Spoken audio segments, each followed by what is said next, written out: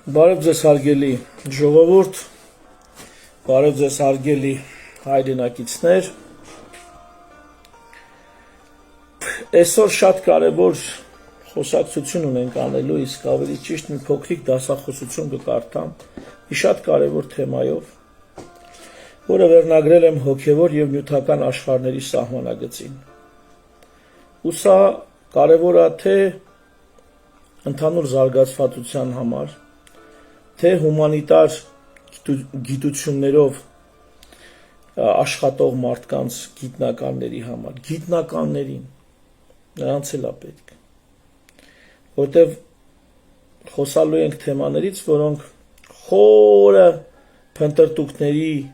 միջով, հազարամյակների միջով եկե հասել են մեր օրեր, եւ ես հիմա կնքան պարզ, կփորձեմ այնքան բարդ բաներ բացատրել, որ էլ չասած։ Կաշխատեմ հնարավորինս անուններ չտալ, հնարավորինս հեռու մնալ մեր օրվա կենցաղային ճղճիմից։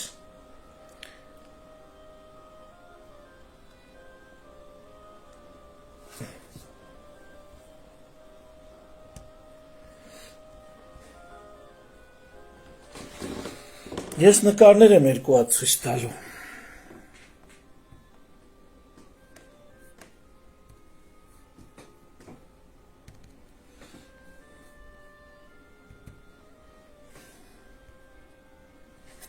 Խնդրեմ։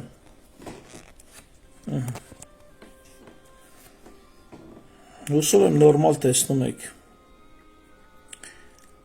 Սա խաչքար է, բոլորս էլ գիտենք, ջուղայի խաչքարից են, որոնք հիմա չկան, ադրբեջանցիները սրանք կոտրել, ջարդել, բեկորների են վերածել ու թաղել են։ Դա նկարահանել էին Իրանի սահմանապահները եւ այդ տեսանյութերը դրանք ավերելու դրանք կան YouTube-ում, եթե ուզում եք գտնեք, բայց ինչի համար եմ սա դրել, ժողովուրդ, կարելի է իրատես համարել կամ այնքան իրատես գտնվել, որ ասել, որ սա ընդամենը քար է։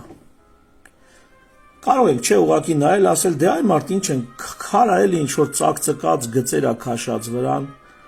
քար է, սովորական քար է, կարանք այդպես դիտարկենք սրան։ Կարող ենք, ինչ որ մեկը կարող է նայի եւ ասի, հա ինչ, խաչքար, ինչ, ընդամենը քար է, կարելի է այդպես դիտարկել։ Մանավանդ որ խաչքարը իրականում տեսած լինեք այսպես դաշտերում, կտեսնեք քարակոսը վրան, առանձնակի այդքան էլ չեք հուզվի այդ տեսարանից, հա, իրատես եք նայում, ասում եք, այ մարդ, դեսա ինչա որ քար է, եսի փակեմ, հա, կարելի է այդպես անել։ Զուգահեռ եմ տանում, նայենք այս մյուսին, հա, սրան նայենք, կարանք նայենք սրան և ասենք, հա դե ինչա որ, քար է էլի, ժայռ է, տաշած է, ընդեղ բան կամարներ կան, ու հա, շինություն է։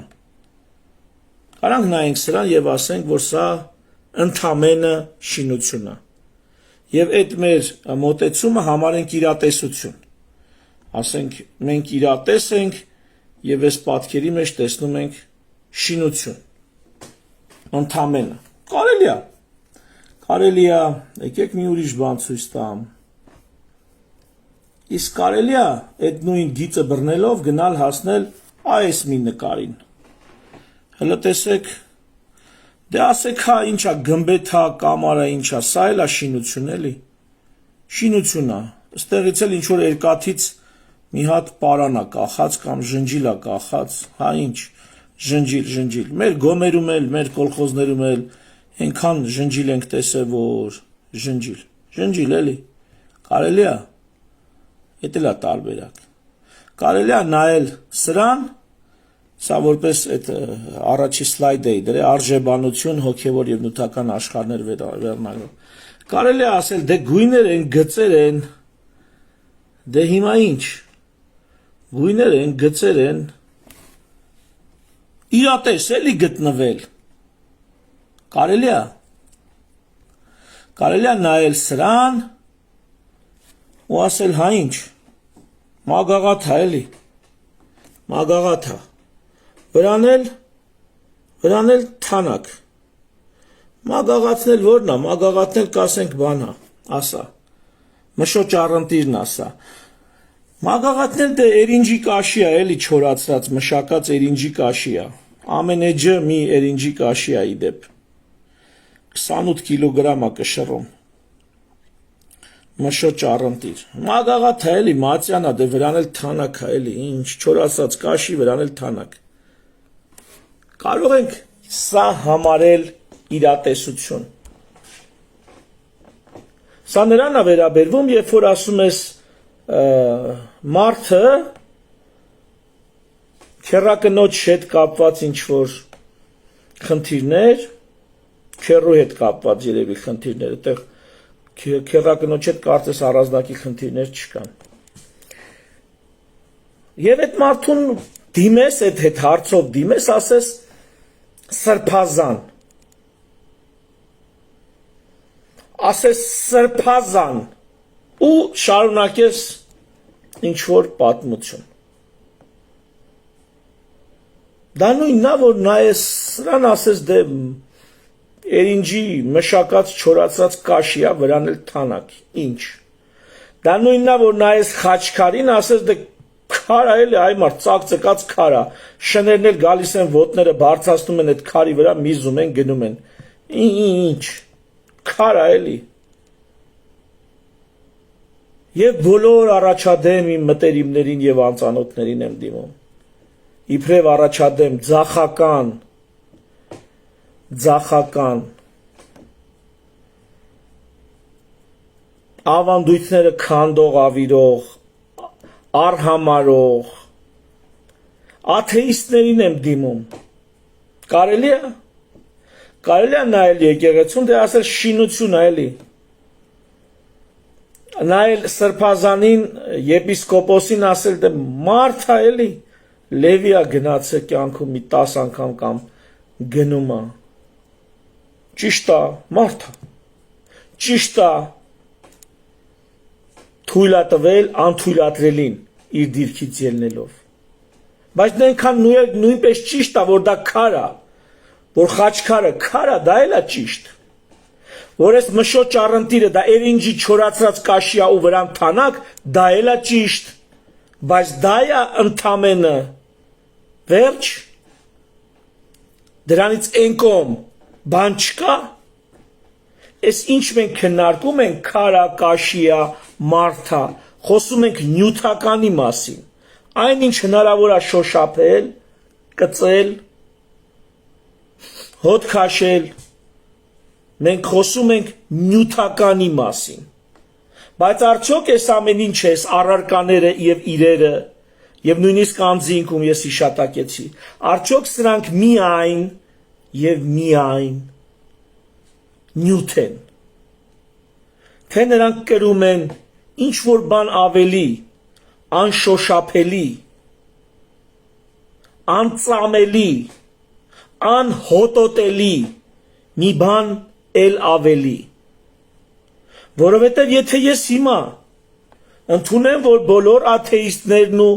այդ առաջադեմ խոսքից ոչ այնքան լավ իմաստով այդ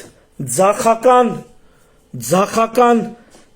գրագետները այդ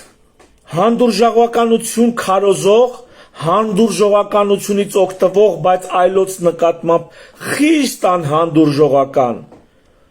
այդ մշտական գործիչները բոլոր դարերում եղած այդ կերպարները եթե ճիշտ են դուք հասկանում եք դա ինչի է տանում եթե մարդիկ մշոճ առընտիրը նայելուց այսա նայելուց տեսան միայն չորացած կաշի եւ թանակ Դա բերելու է նրան հարգելիներս, որը ահա սրան մի օր մարդիկ նայելուց, կարակ են վերևը չնայեք, այսքանը նայեք,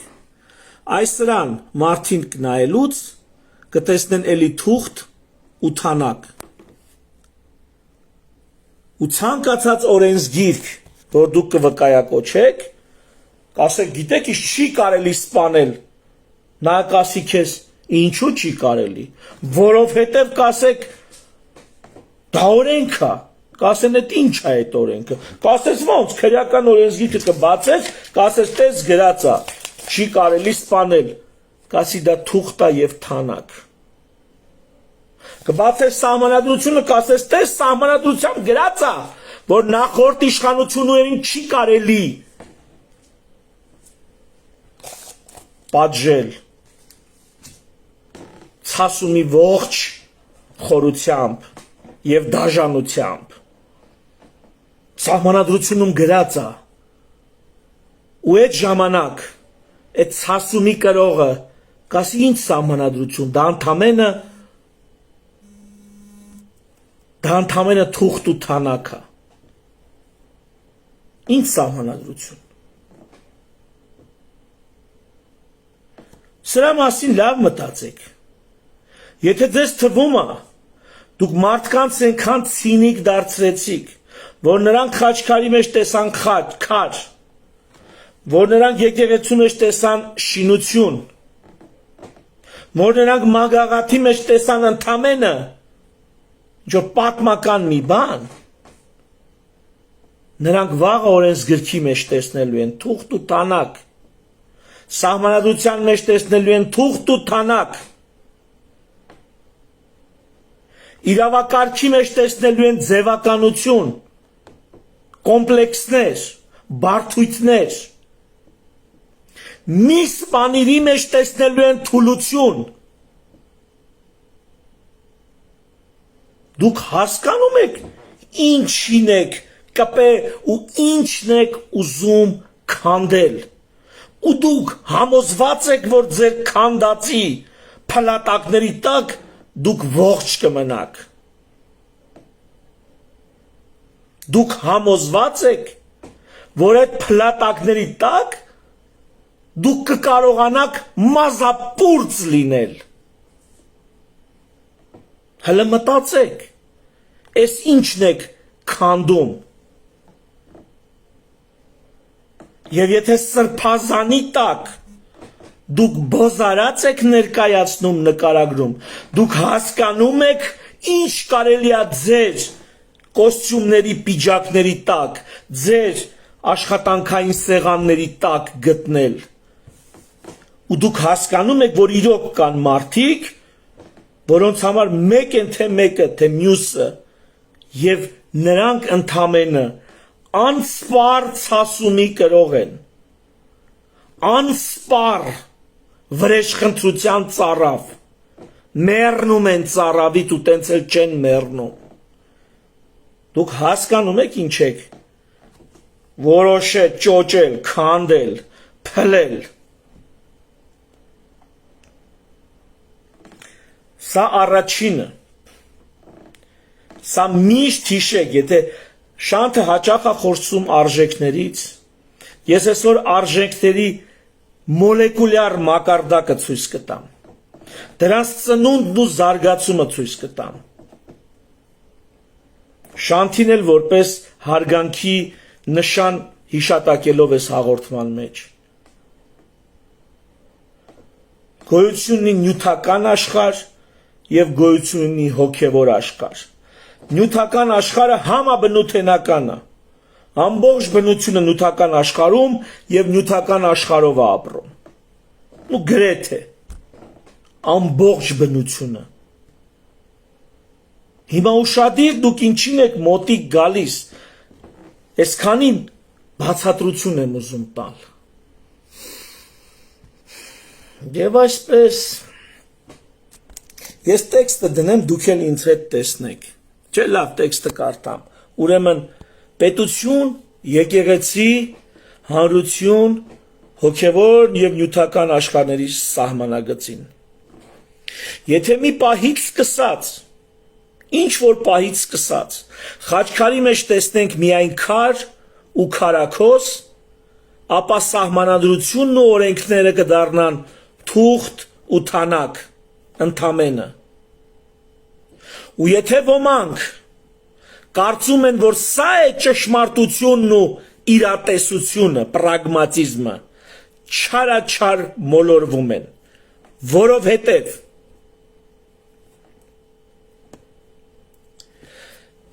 երբ խորհրդանիշը դրոշ, զինանշան, ոչ ֆորմալ չձևակերպված սրբություններ, արժեքներ, հավատ, պատմություն, աշխարհի հնագույն կազմակերպությունը, երկիր մոլորակի վրա ամենահին կազմակերպությունը դա հայ առաքելական եկեղեցին է, ավելի հին կազմակերպություն գոյություն չունի, օֆիցիալ կազմակերպություն,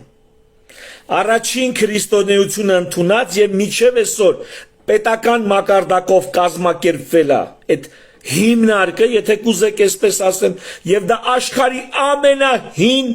կազմակերպությունն է, օրգանիզացիան է, օֆիցիալ գրանցված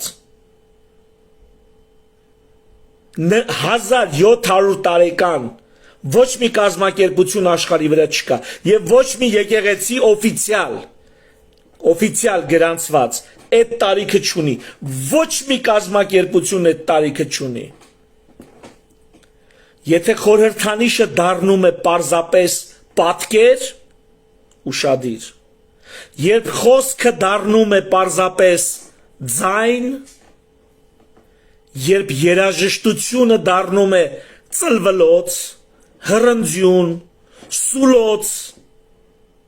ապա քաղաքակրթությունը անեանում է որպես պատրանք, մշակույթը դառնում բնության անոմալիա, իսկ իրավակարգը երազ, որից արթնանում ենք կամ որպես գիշատչից ճողոպրող նախիր, կամ որպես արյունարբու ոհմակ, ու այս մղձավանջը, որին իրատեսորեն կկոչեն իրականություն, կլինի անվերջ ու անընդհատ։ Սուսաննա Բալասյանն ասում է, ես աթեիստ եմ, նեղացա ու գնում եմ։ Սուսաննա ջան, բարի ճանապարհ, իդեպ քեզ ոչ ոք չէր հրավիրել, ոչ ոք։ Ես հիմա իմաստության խոսքն եմ ասում։ Ես այն եմ ասում, որ ձեզ դպրոցներում այդքան էլ լավ չեն սովորացրել, ինստիտուտներում вообще չեն սովորացրել, տոսկի իրենք էլ չգիտեն, որ ձեզ սովորացնեն։ Ու ես խոսում եմ բարդ բաներ, որ աշխարհի գիտնականները կարող է չգիտեն ու դեռ չեն հասկացել։ Շատ պարզ հայ ժողովրդի հայերեն հասկացող մարդկանց համար։ Եթե չեք ուզում,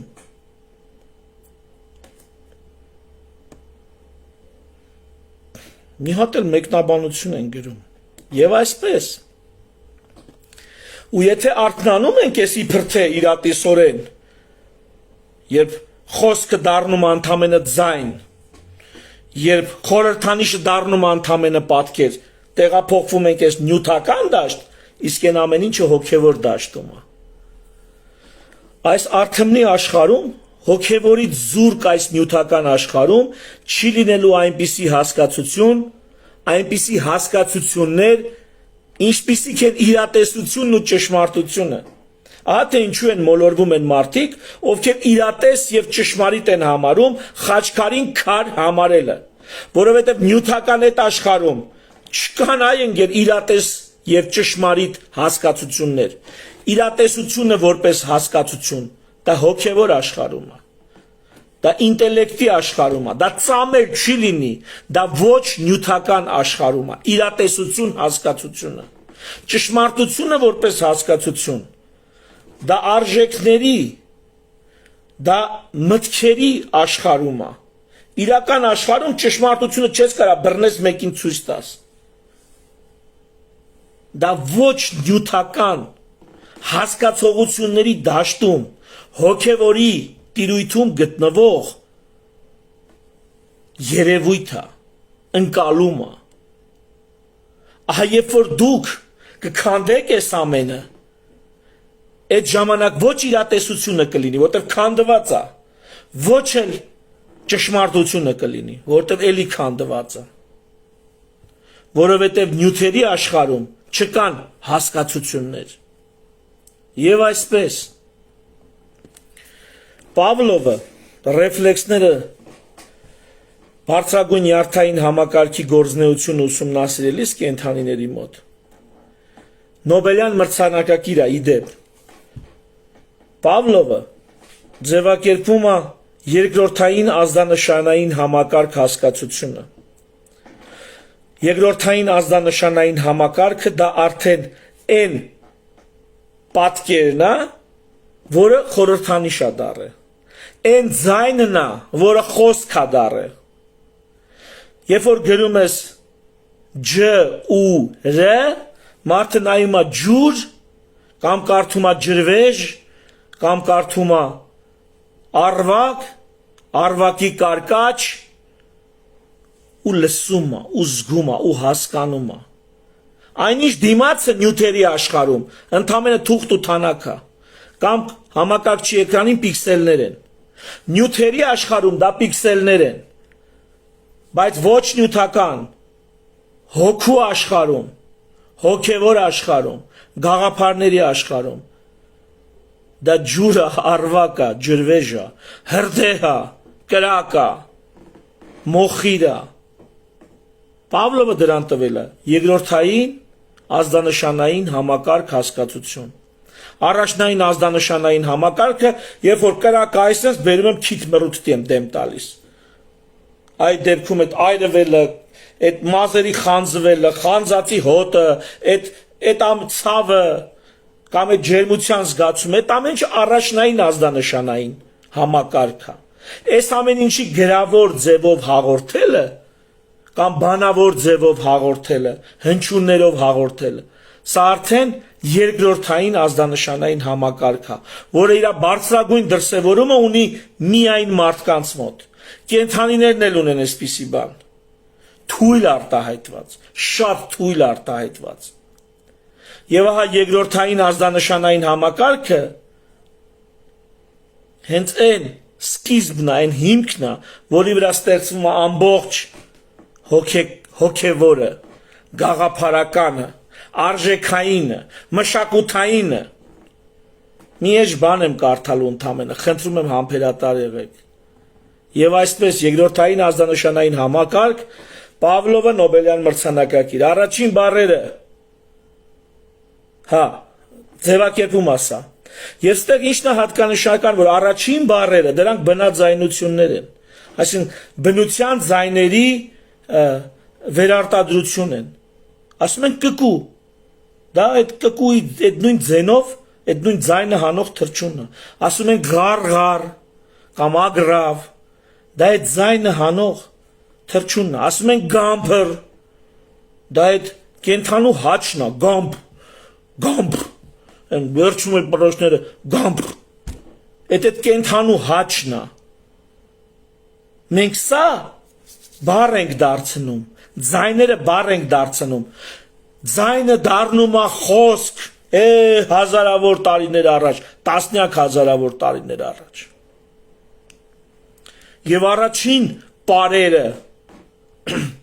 դրանք լինում են կենդանիների շարժումներ, Յարխուշտան միջև այսօր գալիս է, Քոչարին կարծեմ, Յարխուշտան հաստատ խոյամարտն է պատկերում, Կողը որպես սպորտաձև, որպես պարելայեղ է, գամփրների գոտեմարտն է խորհրդանշում։ Ու ամեն ժողովուրդ իր տարածքի, իր հող ու ջրի, իր բնաշխարհին համապատասխան սկսում է մշակույթ ձևավորել երկրորդային ազդանշանային համակարգ։ Չոր գիտություն եմ խոսում։ Այստեղ արդեն սկսում է տարբերությունը, հետո հեսա կանդրադառնամ դրան։ Ամեն ժողովուրդ իր բնաշխարհին յուրահատուկ բնաշխարհով պայմանավորված ձևավորում է այս խոսքը, մշակույթը, պարը։ Ուրեմն արվեստում սա հասնում է իր բարձրակետին, այս երկրորդային ազդանշանային համակարգի ձևավորումը։ Արվեստում օպերա է հասել,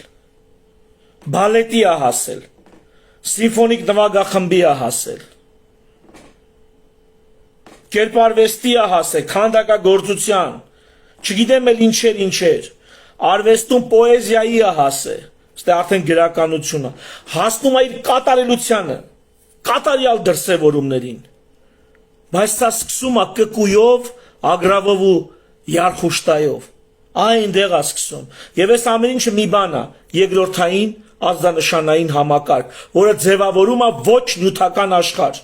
վերացական աշխարհ։ Իդեպ Պլատոնն ու Արիստոտելը այս ամեն ինչի մասին լավ խոսել են, երկար քննել են այս հարցերը, բայց այս իտոգին ինչ որ ես հիմա եմ ներկայացնում, այս եզրահանգմանը չեն եկել։ Իրանք սա ձևակերպել են որպես միմեզիս։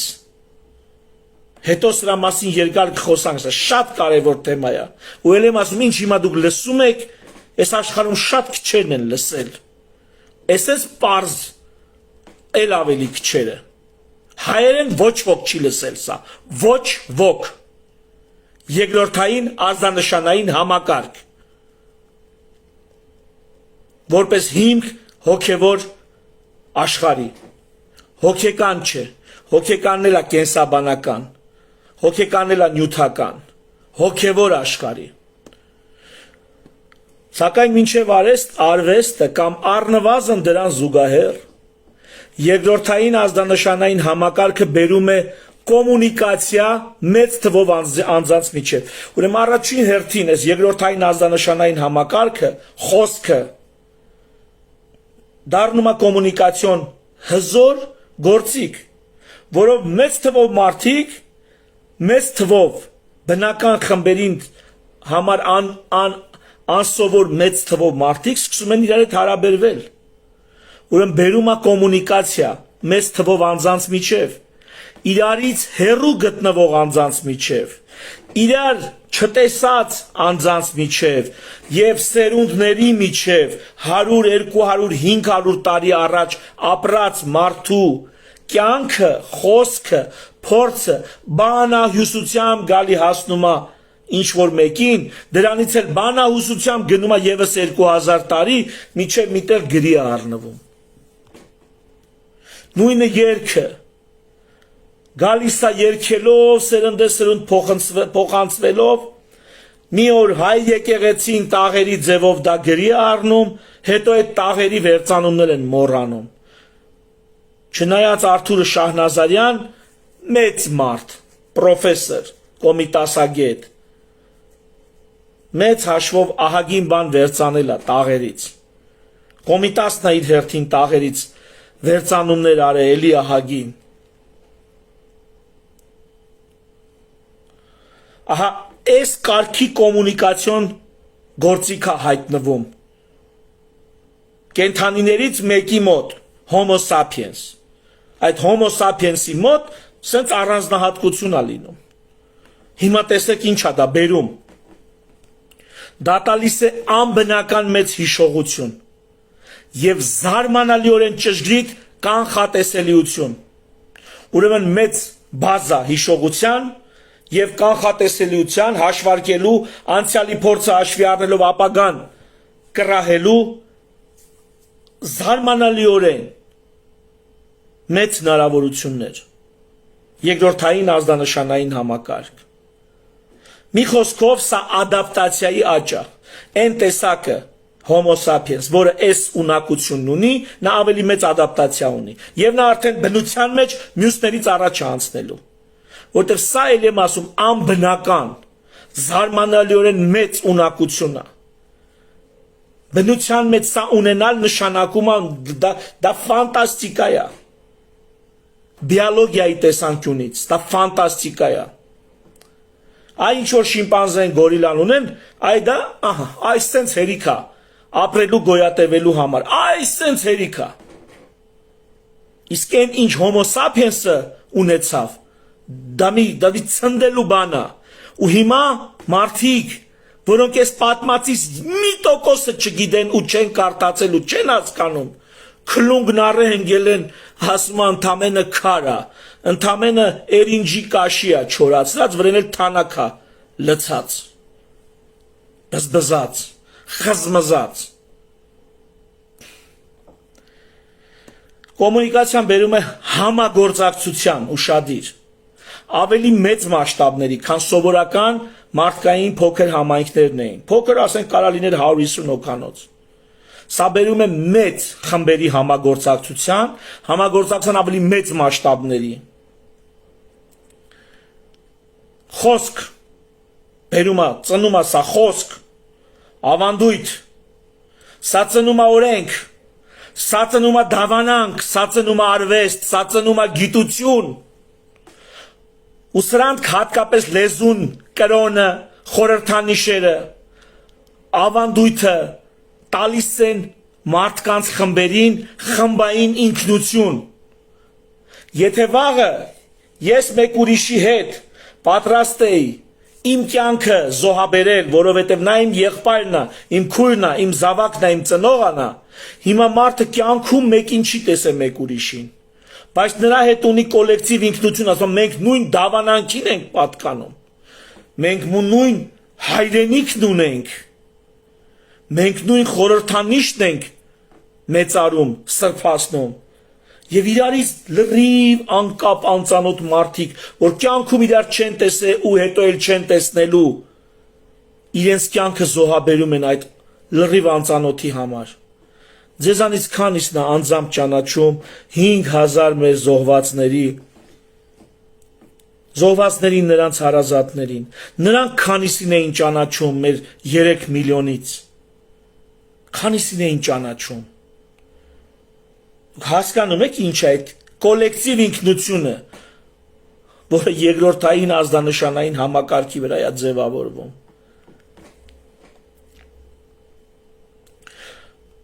Ուրեմն ավելացնում եւ ամրացնում եւ մեծացնում է համագործակցությունը։ Գիտությունը սրա վրա սկսում են մարդիկ տրամաբանել, ի հայտ է գալի մաթեմատիկա, մաթեմատիկական մտածելակերպ, սա բերում է մի հատ լրիվ ուրիշ, էս ինչ է, լույսերը գնաց, սա բերում է թռիչքաձև աճի, գիտության, գիտությունը տալիս է նոր գործիքներ, զենքեր, ավելի ճշգրիտ եւ արդյունավետ օգտագործվող, արվեստը, կրոնը, մշակույթը տալիս է լարվածության լիցքաթափվում, հոգեկան ցավազրկում արվեստից, այդ բանահյուսություններից, այդ թատրոնից, այդ երաժշտությունից, մարդիկ հանգստանում են ներքուստ, դա մի հատ ուրիշ պրոցես է, իրականությունից կտրվում են, իրանց ցավերը թեթևանում է, իրանց միապաղաղությունը կամ իրանց կարիքավորությունը մի պահ մոռացվում է, իսկ սա բերում է էլի դիմադրողականության մեծացման, այսինքն ավելի լավ ադապտացիա։ Այսպես առաջանում ու ձևավորվում է հոգևոր աշխարհը, որը նյութական աշխարհին զուգահեռ ստեղծում է նոր իրականություն, ինչը թույլ է տալիս քաղաքակրթական թռիչք, սա էլ իր հերթին բերում է նյութական աշխարհի փոփոխության, այսինքն հոգևոր աշխարհը, գաղափարների, արժեքների, մշակույթի աշխարհը փոխում է նյութերի աշխարհը, այն աստիճան, որ այսօր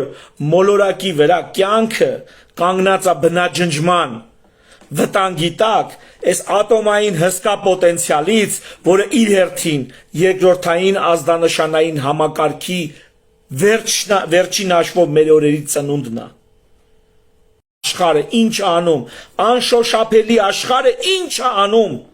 նա շոշափելի աշխարհը դառնում է գոյության եւ չգոյության խնդրի առաջ։ Դուք պատկերացնում եք դրա հզորությունը, դրա քանչեն, սրանք բոլորը գաղափարական հոգևոր արժեքային դաշտից են։ Հələ տեսեք, խաչ, մեհյան, աղոթք, մանտրա, օրենք, դատ, սրբություն, բարոյական, կներեք էլի ինտերնետի հետ խնդիրներ կա։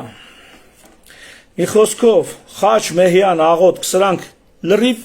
վերացական հասկացություններ են, վերացական։ Օրենք, դատ, սրբություն, բարոյականություն, ճիշտ, մի տարում չի լինի, 10 տարում կլինի, 10 տարում չի լինի, 100 տարում կլինի։ բայց դա լուրջ հետևանքներ է թողում։ Իսկ դրա պահպանումն ու փայփայումը բերում է ինչի, բերում է լուրջ համակարգման մի խոսքով ուզում եի նաև բացատրեի ես ինչ անում, մեր մոտ դոյսերի ու բանի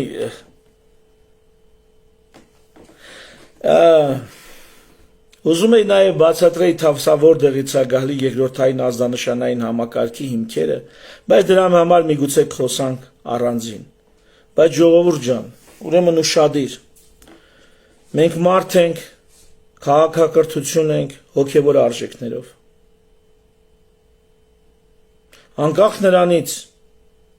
Անկախ նրանից, թե նյութը, որ կրում է այդ արժեքները, ապականված է, թերի է, թե սուրբ է,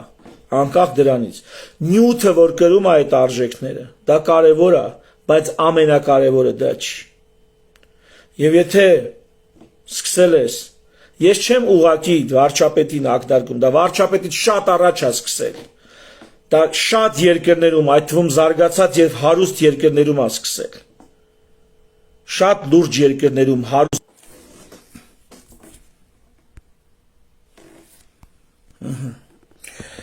Դա շատ վաղուց է սկսել եւ շատ ուրիշ տեղեր նույնպես սկսել է։ Մեզ մոտ հերթական դրսևորումն է այդ աղմախության, այդ հիմարության։ Եվ ես ուզեցա ընդամենը ասել, հիշեցնել, ես համառությամբ չեմ անջատելու ես եթե, չգիտեմ, այս ամեն ինչը կրոն, հավատք, արժանապատվություն, օրենքներ, եսի ոնց է ձևավորվում, որտեղից է գալի, ահա թե որտեղից է գալի։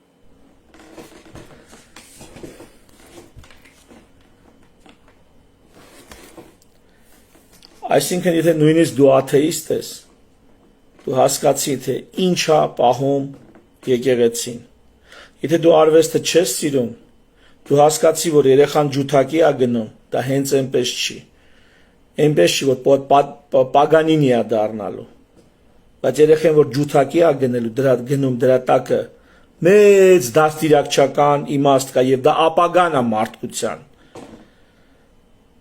Մարդիկ, որ գիտություն են ուսումնասիրում,